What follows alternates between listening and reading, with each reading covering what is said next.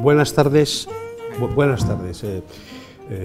Dos cositas antes de preámbulo. Me encanta estar hablando en esta sala. Bueno, me he encontrado en la puerta con José María Rivas. Tenemos un bolo a medias en el 30 aniversario de la muerte de Luis Martín Santos. Yo también, y tenía 17 años, estuve en el Congreso de Filósofos Jóvenes. O sea, me acuerdo mucho de las polémicas de Javier Sadaba y Fernando Savater. Me gusta estar en esta sala porque yo presidí una plataforma para defender este empedrado. Este monasterio de San Agustín era la sede de la Escuela Universitaria de Estudios Empresariales. Algunos años antes de la constitución de la Universidad de Burgos, la escuela se convirtió en Facultad de Ciencias Económicas. Y entonces el monasterio, que era la sede de la Escuela de Ciencias Empresariales, se convirtió, pasó otra vez a la Diputación. Y la Diputación hizo un proyecto de rehabilitación muy adecuado, en la que preveía documentar el empedrado y taparlo, que estaba en muy mala situación. Si vean ustedes las tabas que son típicas de los nudos agustinos en el empedrado, pues están todas sustituidas, ¿no? Entonces hicimos una plataforma. Yo conseguí traer aquí a Lauro Olmo, al hijo del dramaturgo, y a Enrique Baquedano, que es el director del Museo Arqueológico de Madrid, de la Comunidad de Madrid, y organizamos una mesa redonda aquí. Entramos en el edificio y el presidente de la Diputación, que era la institución que regentaba, dijo que no tenía ningún inconveniente en dejarnos ver esto y tal, y que incluso se ofrecía a debatir con nosotros. Y él vino acompañado de una arqueóloga, que es la que había emitido el informe favorable a tapar aquello, la pobre chica, que es una persona que luego ha sido muy conocida, colaborando con Arzuaga y los arqueólogos de Atapuerca, paleontólogos más bien, pues no pudo decir nada, y los periodistas sacaron fotos al empedrado y dijeron que era una barbaridad taparlo, con lo cual se consiguió rehabilitarlo y recuperarlo, ¿no? También es verdad que yo conseguí que el superior de la orden de agustinos de todo el mundo, que no son demasiados, pues escribiera un documento muy bonito hablando del atentado que hubiera supuesto la destrucción de este empedrado. Y entonces el empedrado es una maravilla, es lo mejor del edificio. Y si ven ustedes los motivos, verán los corazones sangrantes, verán los lazos agustinos, etcétera, que son una auténtica delicia. Y dicho esto, el tema de las pensiones es un tema en el que todo el mundo tiene opinión, y normalmente las opiniones de todo el mundo están basadas en una mitad de cosas que son rigurosamente ciertas y una mitad de cosas que son rigurosamente falsas. Y en ese sentido no tengo muchas ganas de hablar demasiado porque, como ustedes saben o creen saber algunas cosas, pues me interesa más que me pregunten, porque a lo mejor lo más útil de esta intervención va a ser conocer, en el sentido de dejar de conocer lo que sabemos y resulta que no es preciso, ¿no? Bueno, nosotros tenemos un sistema de pensiones que nace hace 110 años, en 1908, Su Majestad Alfonso XIII, en un decreto, crea el Instituto Nacional de Previsión, y antes de nuestra guerra civil el Instituto Nacional de Previsión provee una pensión básica que pagan todos los españoles con una aportación de una perra gorda, de una moneda de 25 céntimos.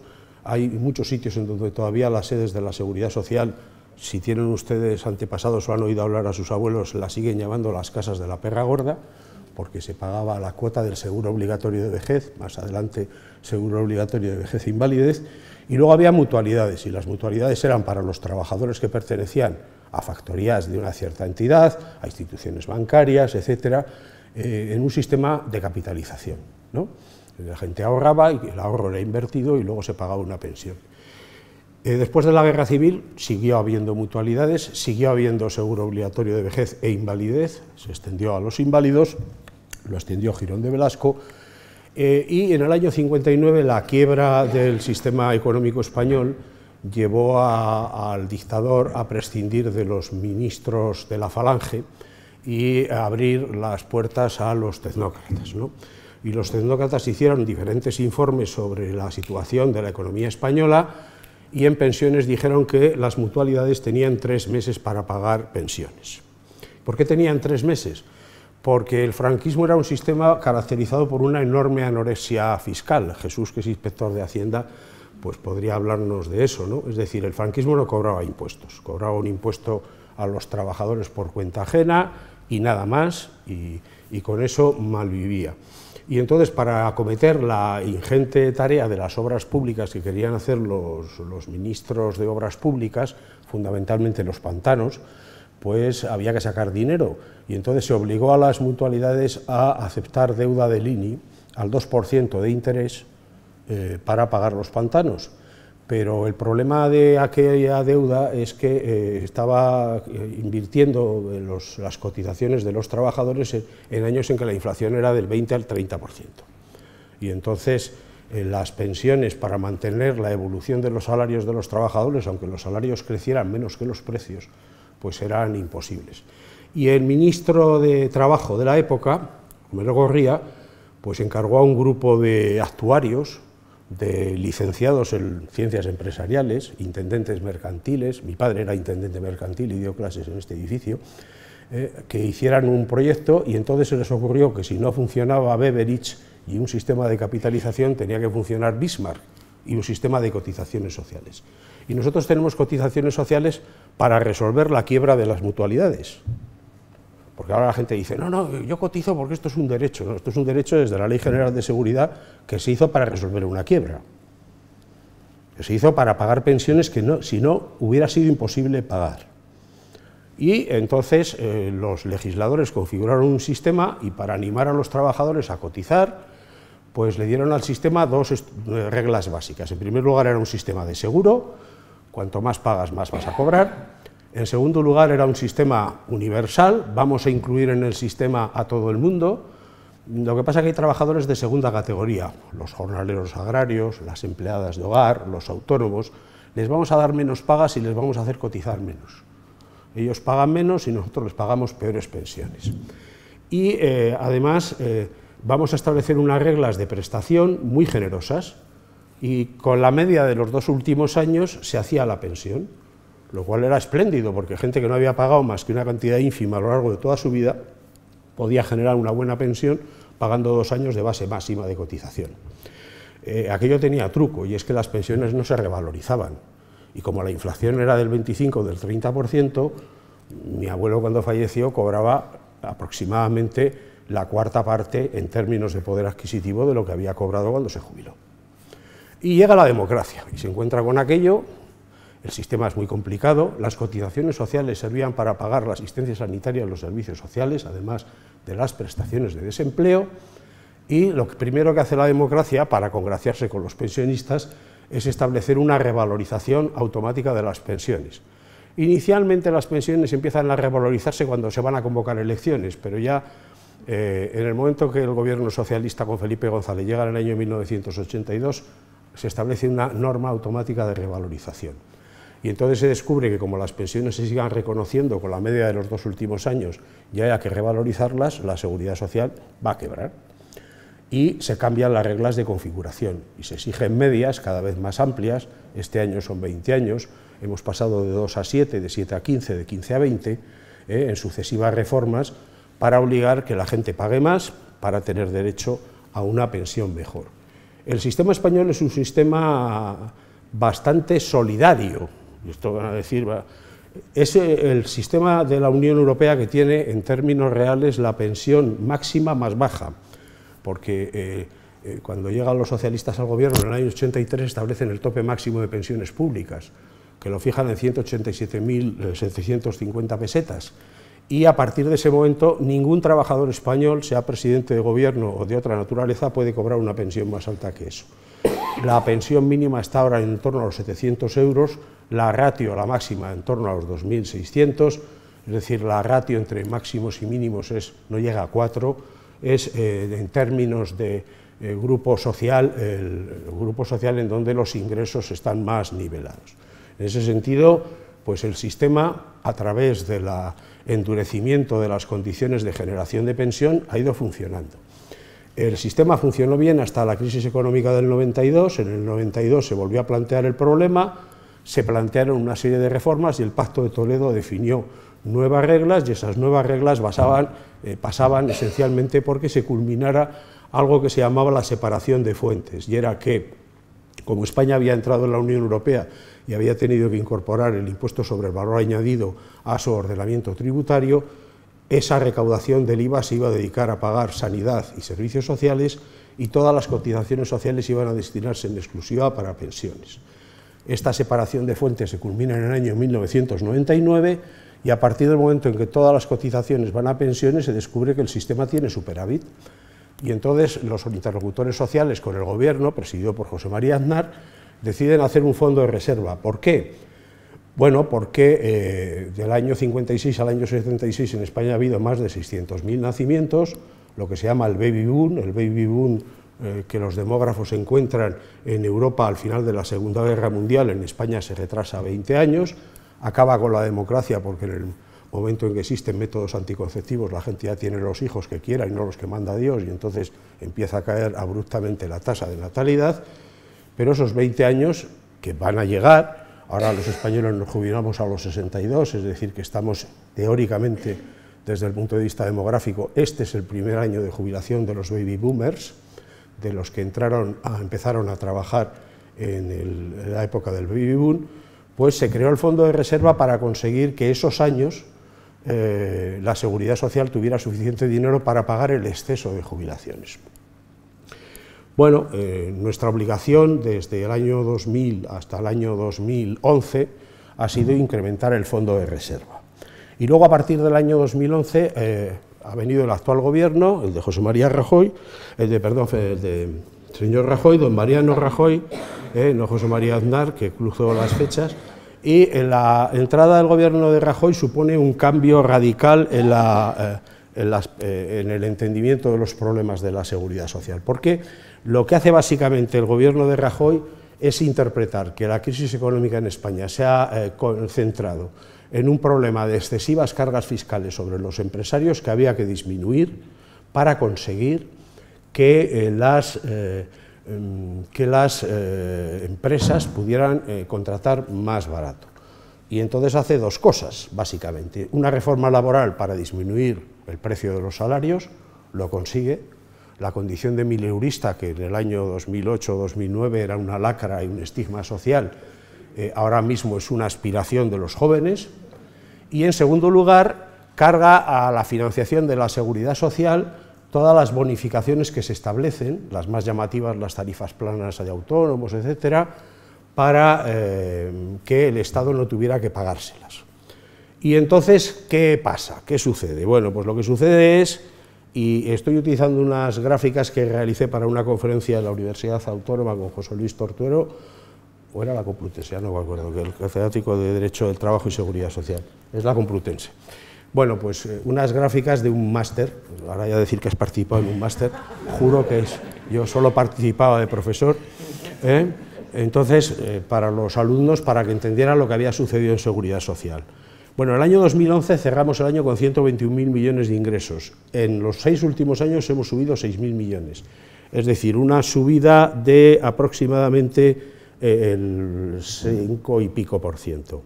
En términos de cotizaciones sociales, hemos terminado el año, esto es una estimación, ya conocemos la liquidación definitiva que se presentó en la última semana de marzo, son 109.150 millones, hemos subido algo menos de 4.000 millones en cotizaciones sociales, hemos subido un 3,6% en cotizaciones sociales. Las transferencias del Estado, más las cotizaciones de desempleados que paga el Servicio Público de Empleo Estatal como cotizaciones a la Seguridad Social, eran 18.500 millones en el año 2011 y han sido 19.100 y pico en el año 2017. Y los gastos han subido 24.000 millones, de 122.000 millones a 146.000 millones, de los cuales la parte del león obviamente son las pensiones, que han subido de 99.000 millones a 122.000, lo cual quiere decir que hemos pasado, hemos tenido un incremento de los gastos 6,5 veces superior al incremento de los ingresos. ¿Y el incremento del número de pensionistas es lo que justifica este incremento de los gastos? Pues realmente los pensionistas han subido en algo así como un 8% escaso. Es decir, que si el incremento de los gastos ha sido el 23% y la inflación acumulada ha sido aproximadamente de un 5%, el incremento de los gastos ha sido mayor. ¿Por qué? Porque las pensiones se reconocen con cotizaciones efectuadas durante toda la vida laboral. y entonces el ajuste no es inmediato. Los sistemas de pensiones en el mundo son de dos tipos, de ahorro, capitalización, y eso el ajuste es inmediato porque si tienes invertido tu fondo de pensiones en la bolsa, pues yo me acuerdo que en el año 2009 tuvimos en España la presidenta de los pensionistas norteamericanos y nos dijo: el que se ha jubilado el 2008 sobre el que se había jubilado el 2006 ha perdido el 40% de pensión, habiendo pagado lo mismo. En el caso del sistema de reparto, que es el nuestro, el sistema de reparto tiene que lidiar con la evolución de la pirámide de población, una pirámide que gana porque los pensionistas, que somos todos nosotros, cada vez vivimos más años, y porque el número de trabajadores en activo pues no evoluciona a la misma velocidad, y porque además los trabajadores cada vez se incorporan más tarde al mercado de trabajo porque estudian más años.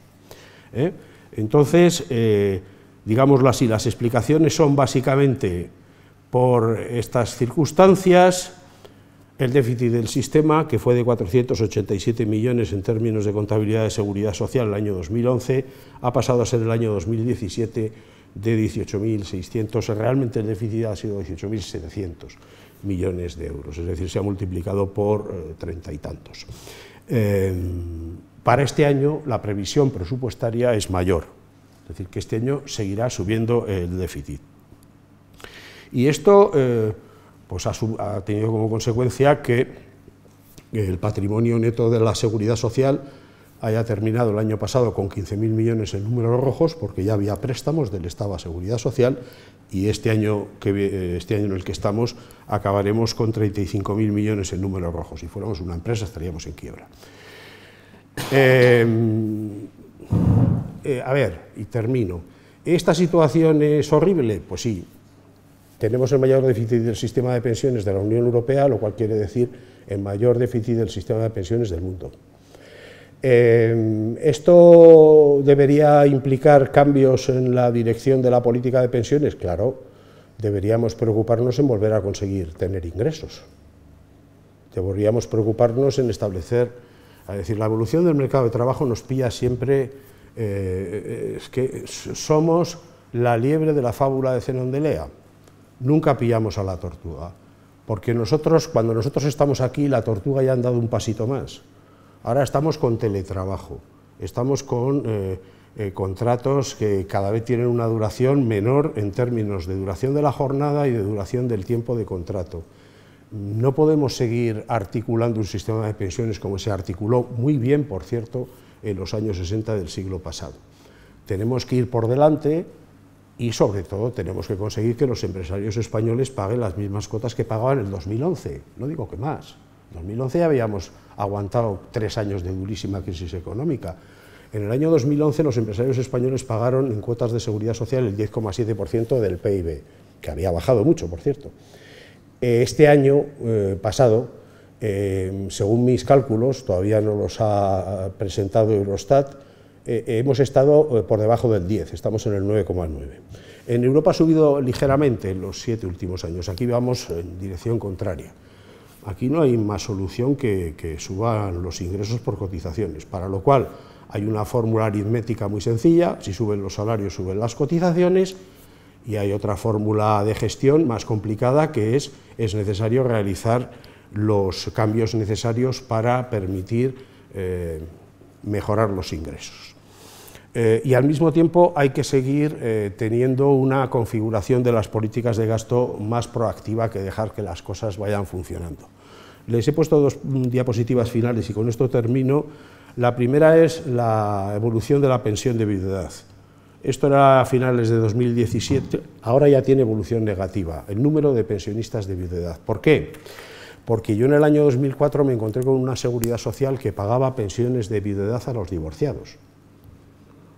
Yo tenía un amigo que se divorció de su mujer, la pagaba pensión, porque su mujer además le pagaba una pensión a ella y otra al hijo, la pensión de anualidad de alimentos, y de repente su mujer falleció y descubrió que podía cobrar pensión de su mujer. Y me acuerdo que me vino a ver, una persona conocida, y me ha dicho, dice, si quieres decir mi nombre no me importa. Y me dijo, dice, oye, esto lo tenéis que quitar porque esto es criminógeno. O sea, si la gente se entera que si fallece tu ex vas a dejar de pagar y vas a cobrar, Esto es una expectativa un poquito compleja, ¿no? Entonces, hicimos algo obvio, ¿no? Es que si uno se divorcia, pues se le quita la pensión, a no ser que la persona divorciada estuviera cobrando pensión de alimentos. Entonces sí se le mantiene la pensión. Aquello quiere decir que la mayor parte de las mujeres, que son las que suelen cobrar este tipo de pensiones, pues siguen cobrando pensión de viudedad si se han divorciado, pero los hombres no. ¿Y esto qué pasa? Pues que sucede que hay menos pensiones. La incapacidad permanente. Tenemos un gravísimo problema de incapacidad en este país, un gravísimo problema porque el sistema sanitario, que funciona muy bien y que es uno de los mejores sistemas sanitarios del mundo, es un sistema sanitario que no tiene en cuenta los plazos. Y que además cuando la gente va y dice, es que estoy de baja y tal, pues quédese usted en la baja, porque como el sanitario no tiene nada que ver con las cuentas de las pensiones, si le retraso 6 meses un diagnóstico, yo ahora he pedido un diagnóstico de un especialista. Yo creo que me van a dar una fecha de dentro de 6 meses. Yo no estoy de baja, pero si estuviera de baja les daría igual, no me iban a cortar el tiempo de espera. Y lo que pasa con las pensiones de incapacidad permanente además es que en el año 2004 la gente que tenía problemas para causar una pensión de jubilación razonable porque había cotizado menos años, como para la incapacidad permanente y se solicitan menos de los 15 años que eran obligatorios para una pensión de jubilación, pues cursaba incapacidades para obtener... Entonces dijimos ya simplemente que la pensión de incapacidad tendría que ser la misma que se reconociera a alguien si se hubiera jubilado a los 65 años. Y con eso simplemente la pensión de incapacidad, que estaba creciendo al 2%, pues pasó a crecer al 0,90. Y luego el tema de las cuotas, que es lo fundamental. En el año 2011 cada cotizante pagaba 5.500 euros por cuota. Es decir, había 17.290.000 afiliados y los ingresos eran el resultado de multiplicar por un promedio de 5.500 sus cotizaciones. En el año 2017 la media era de 5.650.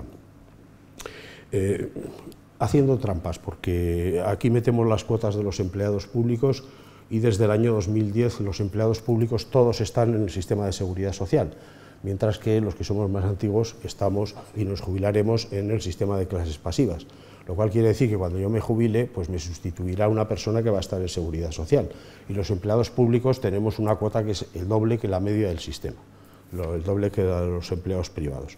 Bueno, pues a pesar de eso, y a pesar de que hay 300.000 afiliados más, que son 300.000 jubilados de clases pasivas que han sido sustituidos por 300.000 afiliados a la seguridad social, la cotización media ha sido de 5.650 euros por año.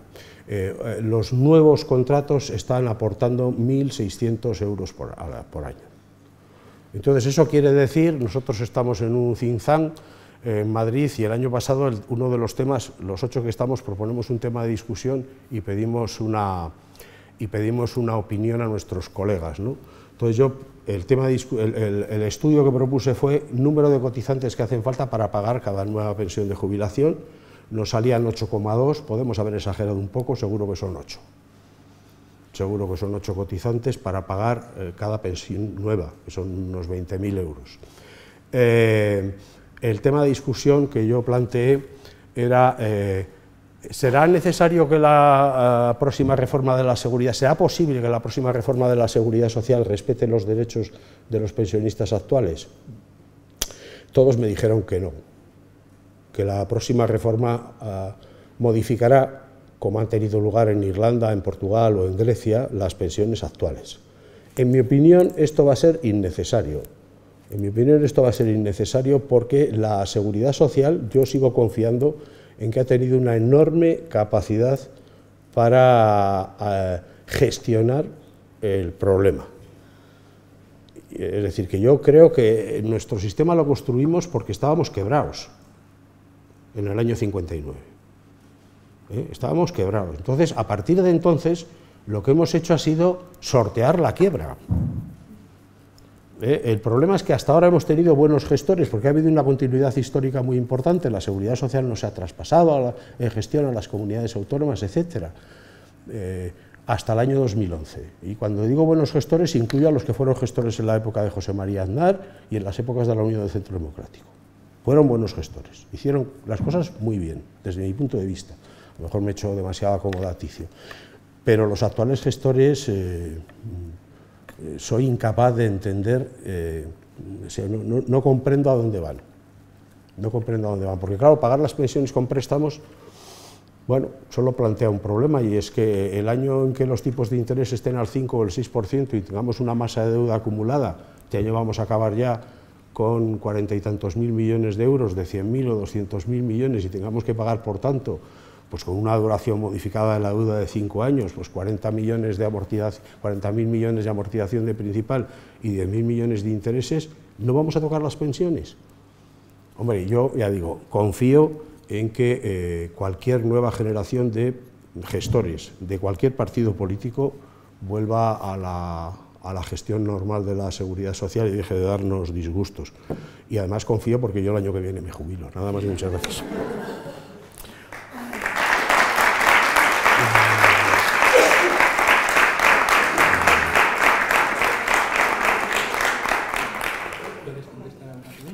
Sí, claro.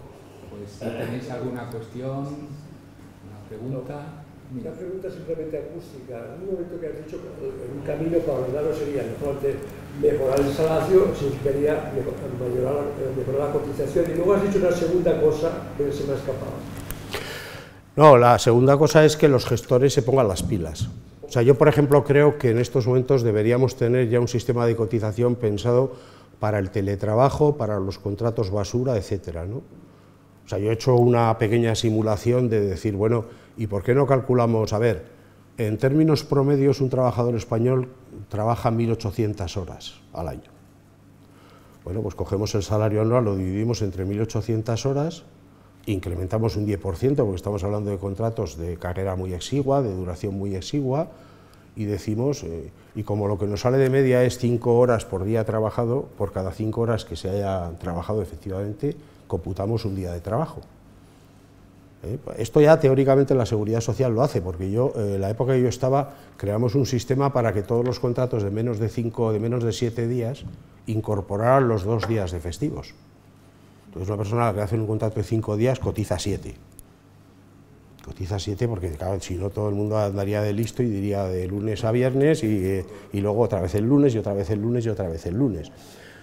Bueno, ahora lo que me dicen mis compañeros del sistema, porque yo estoy fuera del sistema, como es obvio, es que los gestores de las empresas que no quieren declararlo, pues que no lo declaran y nadie les llama la atención, ¿no? Hombre, alguna razón tiene que haber en que en 6 años hayamos subido solo 3.000 millones de euros en cuotas. Alguna razón tiene que haber, al margen de los bajos salarios y tal. Yo creo que además estamos haciendo las cosas muy mal, y no por los funcionarios, que los funcionarios de Seguridad Social son lo único que mantiene en pie al sistema.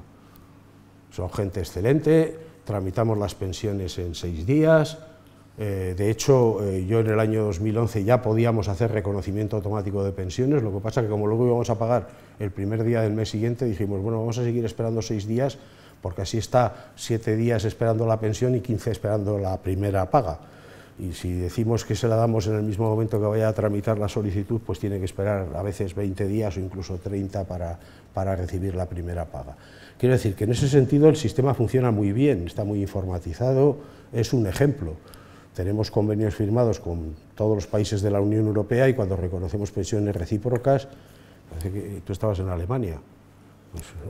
Pues, los alemanes tardan 20 veces el tiempo que tardamos nosotros en tramitar una pensión. Tardaban en el año 2011, imagino que ahora ya estarán en 10 y habrán mejorado mucho. Pero, a ver, porque además hay cámaras territoriales, cada land tiene su propia cámara de seguridad social y como tú hayas trabajado en diferentes länder, pues entonces vas dado, ¿no? Pero bueno, a ver, los funcionarios son excelentes, pero los jefes están a otras cosas. En mi opinión. ¿Qué te parece las reducciones de cuotas planas y demás? Bueno, es que esto ya lo habíamos arreglado en el Pacto de Toledo. En el Pacto de Toledo, en el año 95, se pactó que esas reducciones de cotizaciones se podían hacer y que además en muchos casos, por ejemplo, en el caso de las personas discapacitadas, En estos momentos todas las personas discapacitadas están trabajando gracias a reducciones de cotización, que pueden llegar al 95%, pero siempre y cuando fueran a cargo del Estado. O sea, el Estado tiene que pagar a la seguridad social, las pensiones no contributivas, las reducciones de trabajo, las cotizaciones de desempleados, etc. Entonces, ¿cuál ha sido el problema? Bueno, el problema es que aquí la señora Báñez, a quien Dios confunda, pues ha venido aquí a los primeros 2 meses y dijo: autónomos, tarifa plana, van a pagar 50 euros. Perfecto, antes pagaban 270, 220 por un año, 2.800 euros que el Estado ha dejado de pagar a la seguridad social. Entonces, el Estado, a ver, ya el escándalo con esto fue tan mayúsculo que el año pasado ya dijeron que paulatinamente empezarían a volver a devolver a la seguridad social y empezarían a asumir con cargo al Estado algunas de las cotizaciones que no hacían. Y luego el Estado ha hecho una barbaridad, que es los desempleados de este país tenían reconocido desde la época de Felipe González que desde los 55 años, si cesaban en el cobro de sus prestaciones contributivas, el Estado les daba una prestación no contributiva, un subsidio de desempleo, y pagaba por ello las cuotas. Entonces lo que hicieron fue retrasarlo 3 años, y después de retrasarlo 3 años bajar la base de cotización y además establecer un sistema de incompatibilidades por rentas familiares bastante riguroso, con lo cual el número de cotizantes por desempleo, cotizantes a la Seguridad Social en desempleo, ha bajado de 2,5 millones de personas a 1 millón. Y dice: coño, es que esto es que ha mejorado el empleo. Y dice: no, la mejora del empleo se ha notado en 0,5 millón, luego hay otro 1 millón que han dejado de cotizar porque ustedes dejaron de cotizar por ellos. Sí, una pregunta. Yo quería saber qué opinión, porque respecto a esa mala gestión, digamos, deficiente gestión, ¿hasta qué punto es debida a incapacidad o hay alguna cuestión de otro tipo, ¿no? Ahora, si leemos la prensa económica, está llena de columnistas, de fundaciones, despachos, departamentos que hablan de la crisis, de la seriedad, y inmediatamente añaden el tema de los planes de pensiones privados y demás, ¿no? Es decir, ¿hasta qué punto es inocente esa mala gestión, es incapacidad, o es, estamos hablando sobre intenciones y es muy difícil? Pero, ¿qué opinión tenías tú sobre este tema? Yo nunca he estado en contra de los planes de pensiones, ¿eh? Todo es absolutamente heterodoxo en mi casa, quiero decir, en mi casa de vez en cuando dice estas cosas y se ponen de uñas. Yo me refiero cuando lo plantean, digamos, como opción. A mí lo que me parece mal de los planes de pensiones es que los gestiona el Ministerio de Economía como si fueran un producto financiero. Me explico. A nosotros, si piensas que los pensionistas que van a tener más problemas para tener una pensión digna con cargo a la seguridad social va a ser la clase media, porque la clase media baja o clase baja va a estar cubierta por las pensiones con complementos a mínimos, pero la gente a la que le vas a trizar, la gente que está ganando 1.500 euros y le vas a dejar una pensión de 800, y esto va a suponer una modificación radical de sus condiciones de vida. Pues lo lógico sería que los planes de pensiones estuvieran concebidos para animar a esa gente a que tributara. En estos momentos, históricamente, desde el año 1988, de la primera regulación de la Ley de Fondos y Planes de Pensiones, las aportaciones a los planes de pensiones con un tope se deducen de la base imponible del impuesto sobre la renta, lo cual hace que una persona que está en el marginal más alto se deduzca el 45% de lo que aporta, y una persona que está en el primer escalón de tributación, pues se deduzca una cantidad de dinero que puede ser el 6, el 8, el 10%, ¿no? Hombre, yo siempre he planteado, he de decir que cuando hablo del Ministerio de Economía y de Hacienda no distingo entre el PP y el PSOE, porque yo esta discusión la tenía con los míos. Yo siempre he planteado que al lado de esos planes de pensiones de aportación voluntaria individual, de los fondos de pensiones clásicos, debería existir algún tipo de planes de pensiones colectivos, bien de empresa, bien de sector o bien de lo que fuera, que tuvieran otro tipo de deducción y que fuera lineal, fuera una deducción lineal en cuota. Con lo cual, si una persona que gana 20.000 euros mete 1.000, pues que se deduzca el 30% de los 1.000, lo cual le animará a meterlos. Porque si le dicen, no, usted se va a deducir el 6%, y joder, pues me lo gasto. Pero si deduce el 30%, bueno, y aquello pues le sonaba muy bien, me decían qué listo eres, cuánto sabes, tal, que no. porque el Ministerio de Economía, o ahora el de Hacienda, Administraciones Públicas y Economía, ven los planes de pensiones como los grandes tenedores de deuda pública, y lo que les interesan es que fluya el dinero, y cuanto más aportaciones mejor, porque al final los planes de pensiones acaban comprando deuda. Pero eso no es el interés de la Seguridad Social. Ahora, en la reforma que está ahora mismo en tramitación en el Congreso de los Diputados, los planes de pensiones van a perder otra de las características más identitarias de los planes de pensiones, que eran productos ilíquidos, productos que se recuperaban cuando te jubilabas. O sea, no es un producto financiero que lo compro, lo vendo y tal, sino salvo determinadas circunstancias muy concretas, no podías hacer uso de él. Pues ahora dicen, no, a los 5 años, a los 10 años ya se puede. Bueno, y entonces, ¿por qué no lo llama usted producto financiero? ¿Por qué no lo llama usted fondo financiero? Y ya está, porque si lo llama plan de pensiones es porque queremos solucionar el problema de los pensionistas, pero si lo que queremos solucionar es el problema de los inversores, lo llamamos fondo de inversión y aquí para pues gloria. Y esa es mi entonces, pues hombre, ahora que estamos en la oposición, pues mis colegas dicen, no, si tienes mucha razón, lo vamos a proponer en las enmiendas que hagamos. A ver, yo confío mucho en que cuando cambie el gobierno del PP, el nuevo gobierno, sea del PSOE, en el que yo ya no estaré, porque estaré jubilado, pues me haga caso, ¿no? Aun después de muerto, como el Cid, ¿no? Los burgaleses ganamos las batallas después de muertos, ¿no? La posibilidad que apuntabas de aumentar las cotizaciones de las empresas. No, yo no quiero aumentar las cotizaciones de las empresas. Nosotros estamos en un rango de cotizaciones de las empresas nominal, en tipos nominales altos, dentro de lo que es la banda europea. El problema es que todo está trufado. Y está trufado porque en el régimen agrario son más bajas, las empleadas de hogar cotizan menos, los autónomos cotizan menos, porque los autónomos, que son la generación de gente más protestona que uno se puede encontrar en mi negocio, en el negocio de la Seguridad Social, cotizan por la base mínima y luego pasan a cotizar por la máxima los últimos años, porque son los que se tienen en cuenta para configurar la pensión. Claro, cuando les dices, no, es que tenemos que cotizar por lo que ganamos, dices, y declarar por lo que cotizáis. Entonces, cuando tú cotizas por 35.000 euros, declararás en el IRPF 35.000 euros, porque claro, tú estás cotizando por una base de 35.000 euros los últimos años, hasta los 50 todos a la mínima, y estás haciendo declaraciones de 8.000 y de 9.000, ¿no? Entonces yo confío en que a alguien se le ponga algún día, se le caiga la venda de los ojos y como al rey desnudo de la niña del cuento de Andersen y diga, no, mire, una única declaración para establecer base de cotización y declaración tributaria. Y si usted cotiza por 30 porque gana 30, paga por 30. Y si cotiza por 20 porque gana 20, paga por 20, pero en los dos sitios. Y si no, pues hace usted un plan de pensiones y nos deja en paz. Eso sí, sin deducciones fiscales. Se lo hace usted a su costa. Bueno, ¿entendéis por qué no me van a volver a nombrar aunque ganemos, ¿no? En el supuesto hipotético de que ganemos tampoco... Mira, ahí tienes otra pregunta.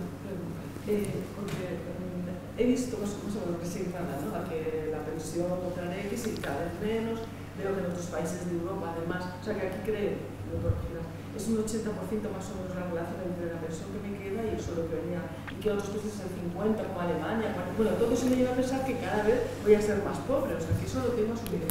Y vienes y te entiendo que tenemos una estructura magnífica, funcionaria, y que además no hay un problema nada más que de gestión, o sea que no hay que reunirse, pensar, buscar formas extrañas, o sea que según te he entendido, es tan fácil como un problema de gestión, o sea, no... Bueno, no es tan fácil. No es tan fácil. No es tan fácil como un problema de gestión, ni tan imposible como lo plantean los señores que salen diciendo que la demografía va a acabar con la seguridad social. Yo creo que la cosa está en un término medio, y que el término medio consiste en, de momento, dejar de hacer todas las cosas que hemos hecho y que han disminuido los ingresos del sistema, y con eso ya tendríamos recorrido la mitad del camino. Es decir, si aquí los parados siguieran cotizando a partir de los 52 años por el 125 del salario mínimo interprofesional y sin incompatibilidades familiares, si todas las bonificaciones y reducciones de cotización las pagara el Estado, sin hacer nada más que eso, y si los salarios de los empleados públicos siguieran creciendo, y si un año no podíamos subir el salario mínimo, siguiera subiendo la base mínima de cotización, porque no está escrito en las estrellas que tengamos que cotizar por el salario mínimo.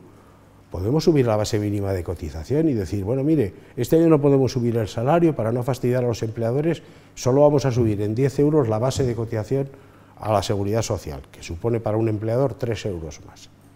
Si hiciéramos una serie de cosas, si hubiéramos hecho esas cosas, el fondo de reserva, en vez de tener 8.000 millones, tendría 40.000.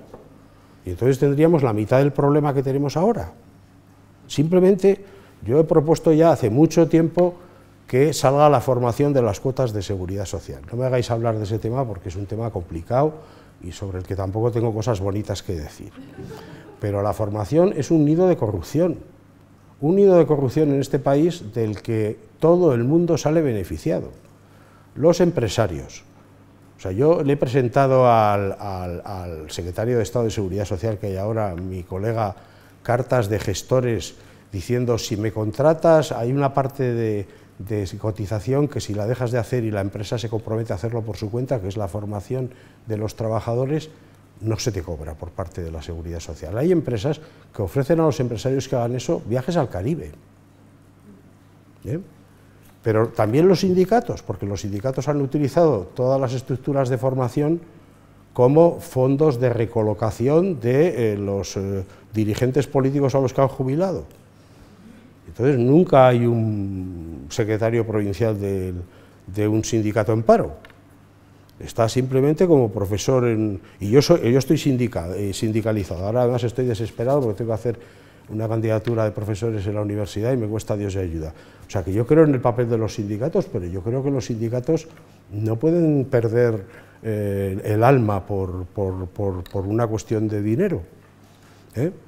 Y las academias, que viven de repetir al enésimo curso de informática para el parado, que ya lo ha hecho 100 veces y que le da igual que le cuenten el WordPerfect, el no sé qué, el no sé cuál, porque le da lo mismo, ya lo sabe, joder. Y si no lo sabes, que no lo va a aprender nunca, porque lo ha hecho 100 veces. Entonces, a ver, yo creo que la formación debía financiarse con impuestos, como las carreteras. Es que se financia con cotizaciones sociales y luego además los sindicatos y los empresarios abroncan al ministerio porque no se gasta en formación todo el dinero que tiene que gastarse. Eso es lo único con lo que estoy de acuerdo con el ministerio.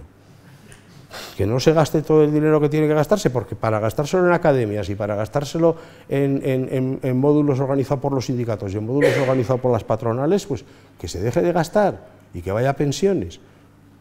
El problema es que tampoco va a pensiones, porque al final va a Hacienda, porque el superávit del Servicio Público de Empleo Estatal va a Hacienda.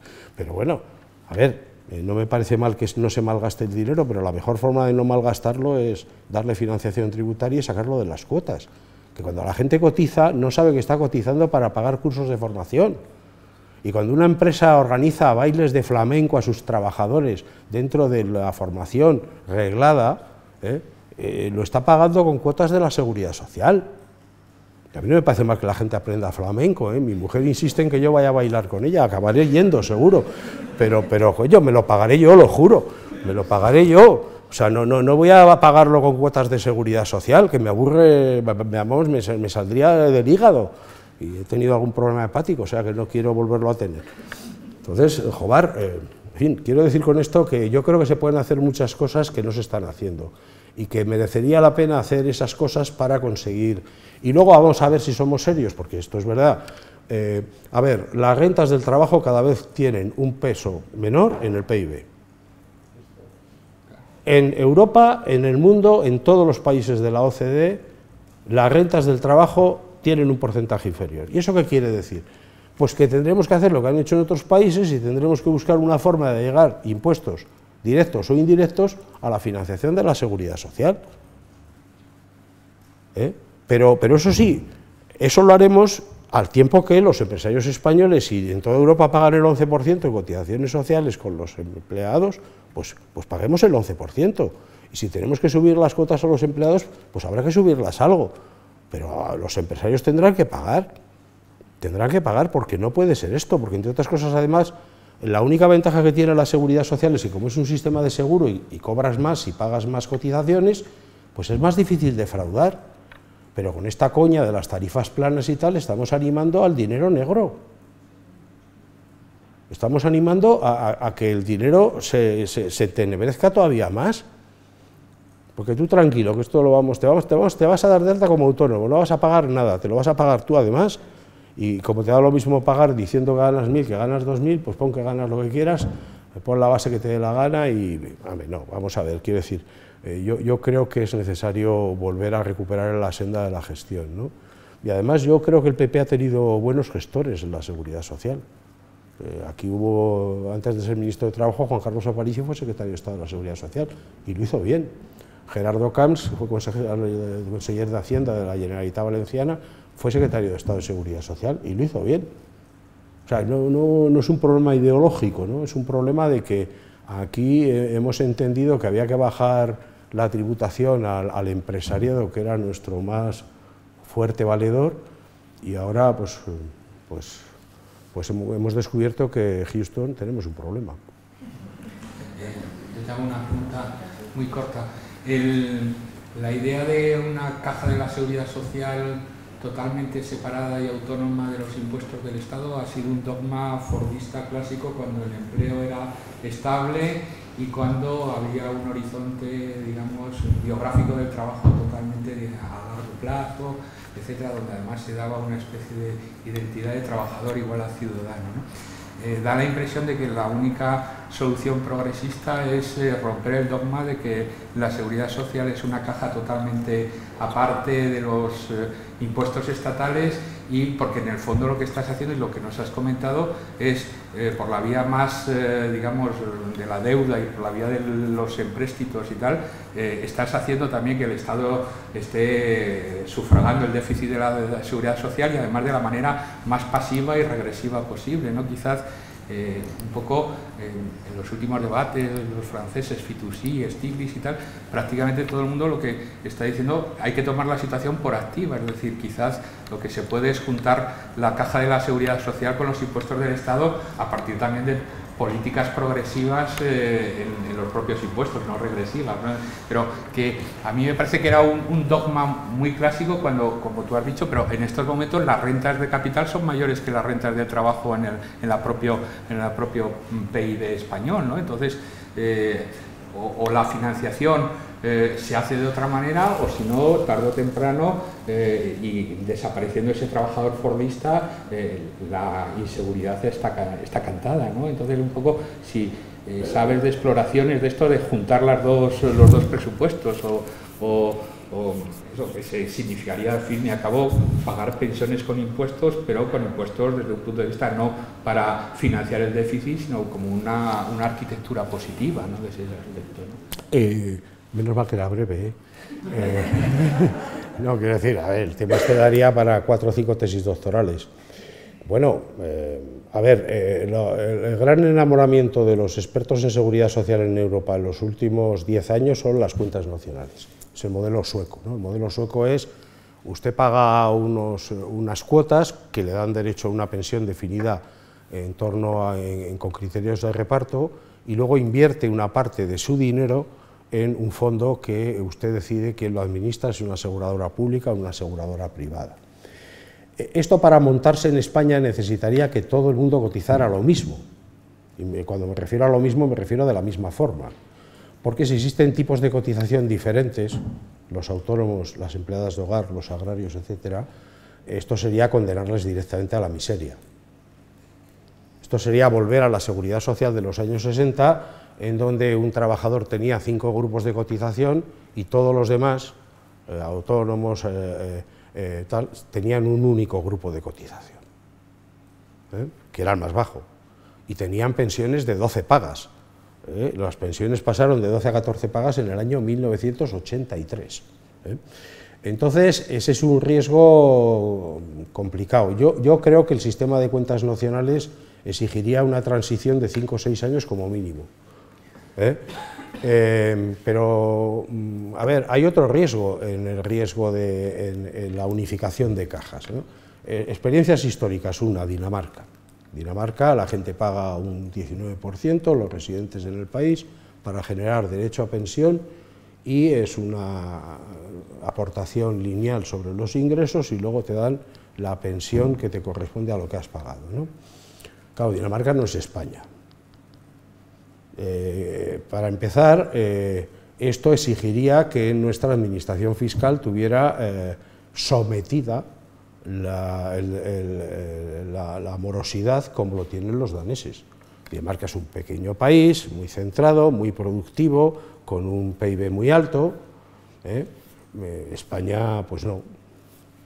Y a nosotros nos ha salvado desde el punto de vista de seguridad social que somos un fondo público de seguro, con criterios de seguro. El que más paga, más cobra. El que paga poco, al final le vamos a devolver con su misma moneda con una pensión más baja. Entonces, el unificar las dos cosas y que nos pongamos a pagar las cuotas de seguridad social con los mismos criterios que se pagan en Hacienda, pues yo no sería partidario. Jesús, que es inspector de Hacienda, que nos dé su opinión, ¿no? Pero yo me da la impresión de que el fraude es mayor, de que deberíamos preservar el seguro. Ahora, puestos a hacer el análisis DAFO en su totalidad, debilidades, amenazas, fortalezas y oportunidades, pues una amenaza que tenemos en seguridad social es que al final la seguridad social acabe siendo lo que llaman los especialistas en el sistema, un sistema de pensiones zócalo, de pensiones suelo. Es decir, que todo el mundo acabe pagando muy poco para tener un complemento a mínimo y con eso y que la gente busque la forma de mejorar, de mantener sus ingresos después de la jubilación, ahorrando dinero por vías privadas. Pues, si existiera el riesgo de que la seguridad social se convirtiera en un sistema de pensiones zócalo, pues hombre, de momento no es así, ¿eh? De momento las pensiones de los españoles son mayores que los salarios. Así, vamos a decirlo, no porque el gobierno no la revalorice o la revalorice, yo mañana me voy a manifestar, pero vamos, la verdad es que me parece que la revalorización no es el principal problema de la seguridad social. A mí me preocupa mucho más cómo está el sistema que cómo está cada pensión. Las pensiones mínimas deberían subir más y tal, yo estoy de acuerdo, tendría que haber un mínimo para aquellos pensionistas que mantienen a sus descendientes, porque ahora una persona puede ser viuda y tener que mantener a 7 nietos y cobra la mínima de viudedad sin cónyuge a cargo, ya a cuántos más queremos que tenga a su cargo, ¿no? Entonces, algunas cosas deberíamos resolver, pero lo que deberíamos resolver es esencialmente la salud pública del sistema, ¿no? Y eso me parece más urgente, ¿no? Y no creo que mejorara la salud pública del sistema creando una caja única, pero sí que es necesario unificar criterios. Pues el tema de las cotizaciones de autónomos, absolutamente obvio. O sea, no puede ser que un tipo te presente 2 declaraciones el mismo día en 2 oficinas de la administración, en una diciendo que va a pagar como si ganara 4.000 euros y en otra diciendo que va a pagar como si ganara 500 euros de IRPF, el IRPF. Esto habrá algún día que alguien lo plantee, ¿no? ¿Qué pasa? Que hay 3 millones de autónomos, ¿no? Entonces a todos los partidos políticos se les pone, pero bueno, poquito a poco, ¿no? Poquito a poco. Bueno, pues agradecemos a Octavio la conferencia y el diálogo y a vosotros vuestra presencia y mañana más, ¿no? La organización. Os compadezco, ¿eh? Pues fíjate, lo hace la gente voluntaria, ¿eh? Ya, por eso. Muchas gracias. No, yo doy clase.